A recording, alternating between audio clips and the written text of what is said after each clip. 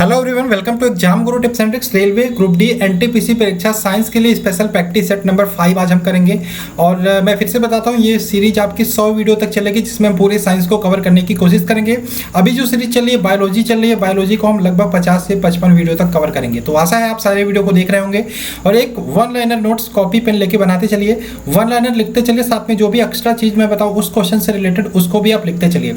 तो चलिए आइए शुरू करते हैं। जो लोग अभी जुड़े चैनल को सब्सक्राइब कर लेना और आज के इस वीडियो का एम रखते हैं कम से कम 250 लाइक। तो जल्दी से वीडियो को लाइक कर दो, शेयर भी कर देना अपने जो भी दोस्त फ्रेंड्स रिलेटिव्स आपके चैनल पे देखते हैं या फिर एग्जाम्स की तैयारी कर रहे हैं। ठीक, तो रेलवे परीक्षा स्पेशल पीडीएफ साइंस की आप ले सकते हैं, जिसमें सारे एग्जाम को ये कवर करेगा। जनरल साइंस जिनका भी वीक हो उनके लिए बनाएगा, स्पेशली सारे एग्जाम को कवर करेगा। Specially railway exam NTPC group D के लिए आप ले सकते हैं, लिंक आपको डिस्क्रिप्शन में मिल जाएगा। तो चलिए पहले क्वेश्चन की बात करें। पहला क्वेश्चन आपके सामने स्क्रीन पर रहा, घास का सबसे ऊंचा और सबसे मोटा प्रकार कौन है? तो आपके सामने 3-4 ऑप्शन दिख रहे होंगे। एक तो अल्फाल्फा दिख रहा है, एक तो चारा दिख रहा है, एक तो बांस दिख रहा है, एक तो लाइकन। आप में से बहुत सारे बच्चे नहीं जानते होंगे कि जो बांस होता है, बांस का जो पेड़ होता है वो घास का एक प्रकार है। यानी कि बांस को आपके जो कैटेगरी में डाला गया है वो घास की कैटेगरी में डाला गया है। ठीक है, तो इसमें यही आंसर हो जाएगा। घास का सबसे ऊंचा और सबसे मोटा प्रकार कौन सा है? बांस है। तो ध्यान रखिएगा, ऑप्शन नंबर सी इसका राइट आंसर है। बहुत सारे एग्जामों में पूछा जाता है बांस क्या है, तो बांस एक प्रकार का घास है, इसको ध्यान रखिएगा।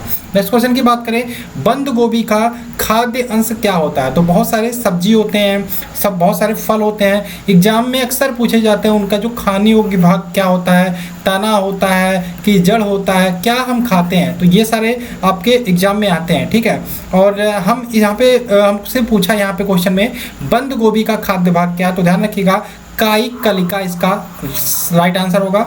कायिक कलिका बंद गोभी का खाने वाला भाग होता है। ठीक, अगर जो और भी बहुत सारे क्वेश्चंस होते हैं, जैसे यहाँ पे सबसे इंपॉर्टेंट मैं कुछ चीज़ें बता देता हूँ। एक तो ध्यान रखिएगा जड़, एक तो ध्यान रखिएगा क्या तना। तो मैं आपको कुछ चीज़ें बताता हूँ, एक तो जड़ बताता हूँ, एक तना बताता हूँ। जड़ आपका कौन कौन से पौधे का या फिर सब्जियों का जड़ खाया जाता है? तो ध्यान रखिएगा, गाजर होता है, गाजर का जड़ खाया जाता है। सलजम होता है, सलजम का जड़ खाया जाता है। उसके बाद आपका मूली भी होता है, मूली जड़ के भाग को खाया जाता है। उसके बाद चुकंदर जो खाते हो उसका भी जड़ वाला भाग आप खाते हो। शकरकंद आता है, उसका भी जड़ वाला भाग आप खाते हो। अब तने, कौन कौन सी चीज़ों के आप तने खाते हो? तो ध्यान रखना, आलू बहुत इंपॉर्टेंट, आलू के तने वाले भाग को आप खाते हो। प्याज के तने वाले भाग को आप खाते हो। लहसुन के तने वाले भाग को आप खाते हो। ठीक, अदरक के भी तने वाले भाग को आप खाते हो। बंडा आपने सुना होगा, इसके तने वाले भाग को आप खाते हो। एक ओल आता है, उसके भी तने वाले भाग को आप खाते हो। तो कुल मिला के इसको आप ध्यान रखना, और साथ में इसका जो आंसर होगा वो कायिक कलिका, बंद गोभी के कायिक कलिका वाले भाग को हम खाते हैं। नेक्स्ट क्वेश्चन है कोलंबिया लीवा। ठीक है, लीविया कोलंबुआ लीवा एक किसका वैज्ञानिक नाम है? वैज्ञानिक नाम जो साइंटिफिक नेम होते हैं, जो इंग्लिश मीडियम वाले बच्चे होते हैं उनके लिए तो ठीक होता है, सारी चीज़ें अच्छे से चलती हैं। लेकिन जो हिंदी मीडियम वाले बच्चे होते हैं, विशेषकर मैं बात करूं, मैंने भी हिंदी मीडियम से सारी पढ़ाई की है, और नाम साइंटिफिक जो होते हैं, जानवरों के हो गया, पौधे को हो गया, उनको लेने में एक कठिनाई होती है, तो बोलने में मतलब अजीब सा कुछ लगता है। ठीक है, तो यहाँ पे क्वेश्चन है कोलुम्बा लीविया किसका वैज्ञानिक नाम है? तो ध्यान रखिएगा, ये किसका वैज्ञानिक नाम है? कबूतर का। अब यहाँ पे कबूतर तो ऑप्शन में नहीं है, लेकिन कपोत दिया तो कपोत यहाँ पे इसका राइट आंसर होगा। ठीक है, अब यहाँ पे सांप भी दिया है, तो सांप के बारे में जान लेते हैं। सरपेंटस यहाँ पे लिख देता हूँ मैं, सरपेंटस इसका वैज्ञानिक नाम है किसका? सांप का। खरगोश भी दिया है, तो खरगोश का भी ध्यान रखिएगा, ओराया कैटालॉग्स कैनिकुलस। ओराया कैटालॉग कैनिकुलस। ठीक है, कैनिकुलस ये किसका? खरगोश का है। सार्क का भी जान लो, सार्क का वैज्ञानिक नाम होता है सेलेमोर्फा। ठीक है, सेलेमोर्फा इसका सार्क का होता है। यहाँ पे कपोत का इसका राइट आंसर होगा। नेक्स्ट क्वेश्चन की बात करें, अस्थियाँ किसमें वलित होती हैं? तो अस्थियाँ किसमें वलित होती हैं, इसका आंसर बताइए। अस्थियाँ किसमें वलित होती हैं? पक्षियों में। किसमें होती हैं? पक्षियों में अस्थियाँ जो होती हैं वलित होती हैं। ऑप्शन नंबर डी इसका राइट आंसर हो जाएगा, पक्षियों। ठीक है, ऑप्शन नंबर डी इसका राइट आंसर हो जाएगा, पक्षियों में जो अस्थियाँ होती हैं वो वलित होती हैं। नेक्स्ट क्वेश्चन की बात करें, कौन सा पौधा कीट पकड़ता है? बहुत ही इंपॉर्टेंट क्वेश्चन है। कीट पकड़ता, आपने सुना होगा कि कोई पौधे होते हैं जो कीट पकड़ते हैं, तो इसमें आपको बताना है कौन सा पौधा कीट को पकड़ता है। तो यहाँ पे इसका आंसर क्या हो जाएगा, बताने की कोशिश करिए। नेपन्यास। ठीक है, नेपन्यास, यहाँ पे यस होगा, नेपन्यस, नेपन्थस भी कहीं कहीं आ जाता है, नेपन्यस आप याद रखिएगा। नेपन्यस जो पौधा होता है वो कीट भक्षी पौधा कैटेगरी में आता है और ये कीट को खाता है, ठीक है। तो पौधे भी कीट खाते हैं, इसको भी ध्यान रखिएगा, ठीक है। कभी कभी इसका एक और आंसर आ जाता है घटपर्णी, घटपर्णी हिंदी में दे दिया, देखो अंग्रेजी और हिंदी दोनों नाम याद रखो, बायोलॉजी पढ़ रहे हो तो घटपर्णी दे दिया तब भी आपको यही आंसर लगाना पड़ेगा। अगर जो आपको एक और आंसर दे दिया पिचर प्लांट, पिचर प्लांट, तो ये भी आपका राइट आंसर होगा। तो तीनों नाम याद रखो, नेपन्यस, घटपर्णी, पिचर प्लांट, ठीक। आगे चले नेक्स्ट क्वेश्चन की बात करें। नेक्स्ट क्वेश्चन है बिच्छू का विष कहाँ होता है। तो बिच्छू का विष आपको पता होगा, बिच्छू का विष कहाँ पे होता है, डंक में होता है, उसके डंक में होता है। चलिए आगे चलते हैं नेक्स्ट क्वेश्चन पर। आप लोग के कमेंट्स भी आए थे सर आज का वीडियो नहीं आ रहा साइंस का, तो मैंने बना के रखा था पीपीटी, थोड़ा सा लेट हो गया तो उसके लिए सॉरी। और जो लोग अभी भी जुड़े हैं सब्सक्राइब कर लेना यार। मुक्तजीवी नाइट्रोजन यौगीकरण सूक्ष्म जीवों का नाम है। मुक्तजीवी नाइट्रोजन यौगीकरण सूक्ष्म जीवों का क्या नाम है। यहाँ पे थोड़ा सा सही कर लीजिएगा, ये राइबोजिया नहीं होगा, राइजोबिया नहीं है, राइजोबियम होगा, ठीक है। यही इसका राइट आंसर होगा, ऑप्शन नंबर ए, ठीक। नेक्स्ट क्वेश्चन की बात करें, विषाणु वायरसों के विषय में सर्वदा सत्य क्या है। विषाणु के विषय में सर्वदा सत्य क्या है। तो यहाँ पे ध्यान रखिएगा, इनमें प्रतिरक्षियों का सृजन नहीं हो सकता, इनमें प्रतिरक्षियों का सृजन नहीं हो सकता। ऑप्शन नंबर सी इसका राइट आंसर होगा।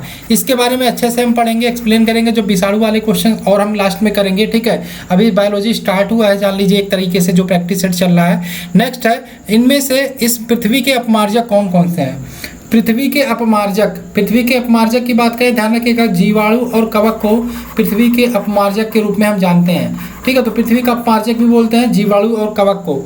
नेक्स्ट क्वेश्चन की बात करें, हीमोग्लोबिन, देखिए कुछ कमेंट्स आते हैं सर जो आप पीडीएफ प्रोवाइड किए हो, पीडीएफ प्रोवाइड किए हो, लगभग बात करें 200 से ज़्यादा लोगों ने पीडीएफ खरीद लिया, बाई कर लिया। आप पीछे मत रहना, बहुत इंपॉर्टेंट है। और उन 200 लोगों को मैंने ये बोला है पर्सनली मैसेज करके कि 30 दिन का टारगेट आप रखना हो, 30 दिन में आपको ये कंप्लीट करना है। साथ में मैंने उनको बोला जो 20 क्वेश्चन डेली सीरीज चल रही है इसको भी आपको देखते रहना है। ये 20 क्वेश्चन की इसकी स्पेशल सीरीज इस पीडीएफ से नहीं है, ये किसी अलग बुक से मैं ला रहा हूँ, ठीक है। और ये बुक बहुत मोटी है और इससे बहुत सारे क्वेश्चन आपके कवर हो जाएंगे। और इस बुक के जितने भी क्वेश्चंस को मैं ला रहा हूँ, यानी कि आप जो भी वीडियोस देख रहे हो अभी, वो कहीं ना कहीं प्रीवियसली एग्जाम में आए हुए हैं। जरूरी नहीं आपके लेखपाल, रेलवे एग्जाम में या एसएससी के एग्जाम में भी आए हुए हैं, बड़े एग्जामों में भी आए हुए हैं, ठीक। तो यहाँ पे क्वेश्चन है हीमोग्लोबिन, चलिए इसको हम रिमूव करते हैं। क्वेश्चन है आपका हीमोग्लोबिन क्लोरोफिल 2 जीव अणु है। ये तो सही बात है, ध्यान रखना, हीमोग्लोबिन और क्लोरोफिल 2 जीव अणु है। निम्नलिखित में कौन सा कथन सही है। तो हीमोग्लोबिन की बात करें, हीमोग्लोबिन हो गया, क्लोरोफिल हो गया। क्लोरोफिल की बात करें, प्लांट में पाया जाता है, आपको पता है प्लांट में पाया जाता है, प्लांट में पाया जाता है। और इसमें क्या होता है, मैग्नीशियम होता है। हीमोग्लोबिन की बात करें, मनुष्य के रक्त में या ब्लड में पाया जाता है, ब्लड में पाया जाता है। और ब्लड में क्या होता है, हीमोग्लोबिन में क्या होता है, लोहा प्रचुर मात्रा में होता है या आयरन होता है, ठीक है, आयरन होता है या लोहा होता है। यहाँ पे आपसे क्वेश्चन में ऑप्शन क्या कह दिया है, दोनों में लोहा होता है, तो दोनों में लोहा नहीं होता, एक में मैग्नीशियम होता है, एक में लोहा होता है। क्या दोनों में मैग्नीशियम होता है, नहीं, दोनों में मैग्नीशियम नहीं होता। क्लोरोफिल और मैग्नीशियम होता है और हीमोग्लोबिन में, सॉरी, क्लोरोफिल में मैग्नीशियम, हीमोग्लोबिन में लोहा। जी हाँ, ये आंसर राइट लग रहा है आपका, option number C right answer हो जाएगा। यही मैंने बताया, ब्लड में आयरन होता है या लोहा होता है, यानी कि हीमोग्लोबिन में ब्लड होता है, ब्लड में लोहा होता है। क्लोरोफिल पौधों में पाया जाता है, इसमें ये प्लांट में पाया जाता है, और इसमें क्या होता है, मैग्नीशियम होता है, ठीक। तो ये आपका राइट आंसर कौन सा होगा, option number C. Next question की बात करें, पक्षियों में प्राय एक ही होता है, पक्षियों में प्राय एक ही होता है अंडाशय, हमेशा बाह्य अंडाशय ही होता है पक्षियों में, इसका ध्यान रखिएगा, बाह्य अंडाशय का ही विकास होता है पक्षियों में।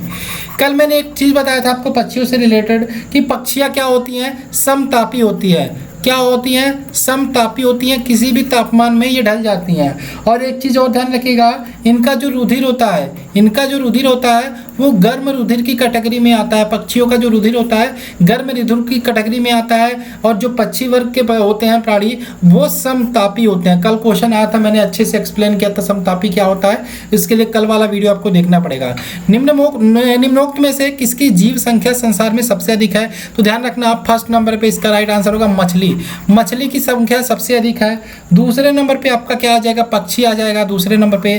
तीसरे नंबर पे आपका सरीसृप आएगा। तो ध्यान रखना मछली की जीव संख्या संसार में सबसे अधिक है। ऑप्शन नंबर ए इसका राइट आंसर होगा। नेक्स्ट है पौधों में जाइलम किस निम्नलिखित में से किस पदार्थ के संवहन का कार्य करता है। दो चीजें होती हैं, एक जाइलम होता है, एक फ्लोएम होता है। ठीक है, आपको भी पानी पीते हो, आप भी खाना खाते हो, ठीक है, तो सेम उसी तरीके से पौधे भी क्या करते हैं, पानी पीते हैं। आप पौधे मान लो जो ये पौधे हैं, ये पौधे हैं, पौधे को पानी आप कहाँ डालते हो, जड़ों में डालते हो। अब जड़ों से पौधे में पानी ऊपर तक पहुँचेगा ना, कैसे पहुँचेगा, जाइलम पहुँचाता है। तो जो भी ज़मीन में पानी होते हैं, खनिज होते हैं, लवण होते हैं, उनको पौधों में ऊपर पहुँचाने पे, पत्तियों के पास या फिर तनों में पहुँचाने का कार्य कौन कार्य करता है, जाइलम करता है। ठीक है, जाइलम कार्य करता है। ये तो हो गया जाइलम की बात। अब आपको पता है यहाँ पे सूर्य होता है और यहाँ पे पौधे हैं, तो सूर्य के प्रकाश से क्या होती है, पत्तियों में क्लोरोफिल होता है। ये प्रकाश संश्लेषण की क्रिया करते हैं और प्रकाश संश्लेषण की क्रिया करके ये क्या बनाते हैं,